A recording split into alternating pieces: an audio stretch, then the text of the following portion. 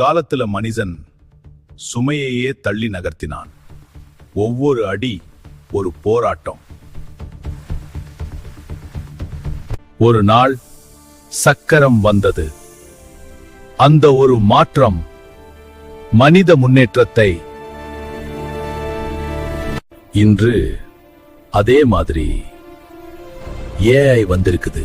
இது ஒரு டெக்னாலஜி இல்ல, இது சக்கரம் இருந்தும் நடந்தவங்க டலஹாரினாங்க, பையன்படினாங்க ஐயஜென்னாந்தம்.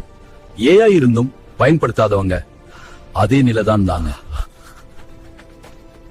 கருவி எல்லாருக்கும் கிடைக்கும், ஆனா அதை பயன்படுத்துறவன் தான் முன்னேறுவான்.